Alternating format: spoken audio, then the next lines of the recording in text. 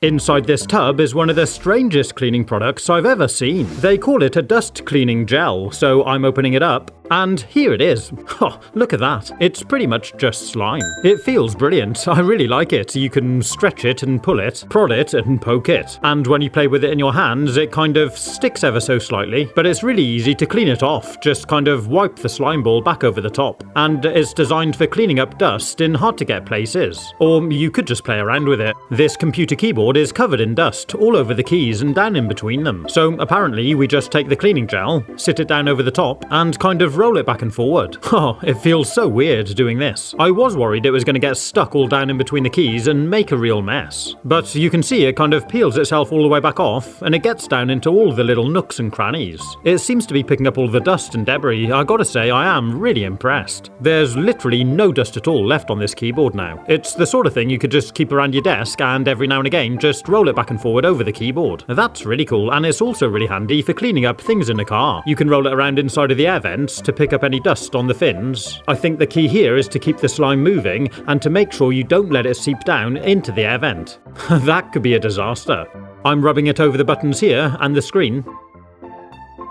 And look at that, it's made a real difference. There's no dust left at all. It's just so easy to use, and it makes cleaning these awkward places really quick.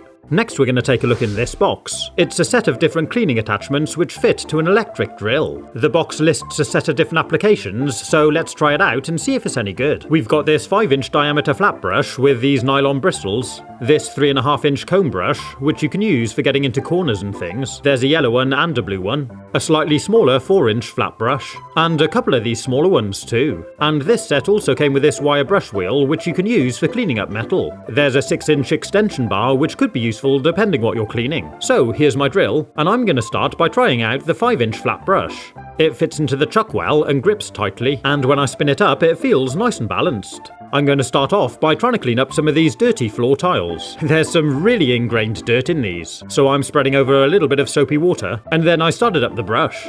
It does kind of spray the soapy water around a little bit, but wow, yeah, it's made a huge difference. That's really cleaned it all up, and the grout line too. I gave it a quick try out on this dirty doorstep, and that's definitely looking better. There was this tough stain on this bit of vinyl flooring, so I added water, gave it a quick brush, and it cleaned that up within seconds. But let's try cleaning the sink with it. The draining board gets covered in these limescale water stains. I'm swapping over to this blue cleaning brush, which I'll use for kitchen stuff. I added a bit of soap and water onto the draining board and gave it a good clean brush over. I worked my way back and forwards, up and down, and all the way around. And to do the actual sink bowl, I fitted on the extension piece, and I'm going to use this brush attachment instead. I removed the plug chain to make sure it didn't get caught up, and gave the whole thing a really good clean with a little bit of soapy water. After half a minute or so, I washed everything down, and it's worked really well, although I did find on the draining board it hadn't removed some of the heavier limescale buildups. So I went over these softly with a metal scratchy. But on the whole, it has done a fantastic job. I'd definitely say I was impressed with this gadget. So next I'm going to try it out on this car mat. I started by just hosing it down with some water, then added a little bit of soap, and I'm tackling it with this flat 5-inch brush. Wow, the soap really foams up. I can see it turning slightly brown in some areas where it's scrubbing away at the ingrained mud. This is just super easy, and it feels like it's giving it a really good, deep clean. So I hosed it all off again, and left it to dry.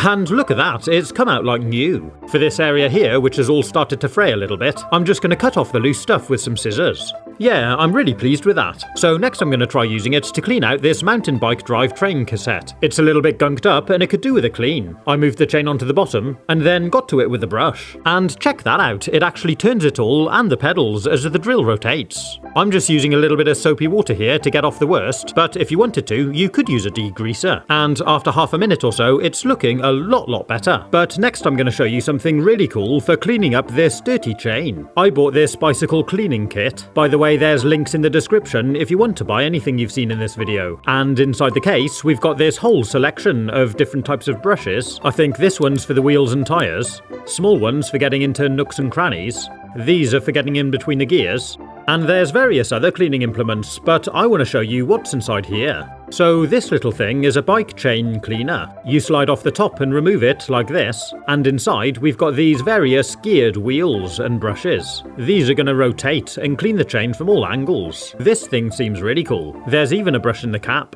And when we put it back together, the top stays in place with this handle that slides over and locks them both together. It seems like a clever design, so let's see how well it works. So we open it up and sit it underneath the chain like this. Clip the lid back on top like this so the chain's running through the middle. Attach the handle, which will lock it all together and give you something to grip. Then pour in some chain cleaner through the holes in the top. To use it, we hold the handle and start spinning the pedals backwards. This is drawing the chain through the cleaner, which is spinning all the gears and brushes inside, and giving it a really thorough wash. You can see it going in down here, and coming out the other side, slightly cleaner. I did find every now and again it snagged a little bit. I think you need to make sure you're holding it nice and straight. I rotated the pedals quite a few times, and after a minute or two, you can see it's definitely looking a lot cleaner.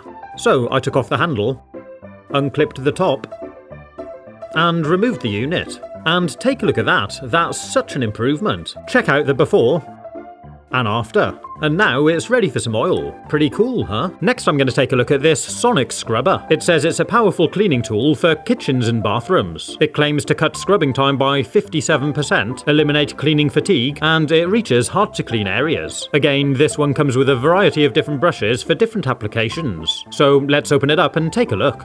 I think this thing is basically cross between a washing up brush and an electric toothbrush.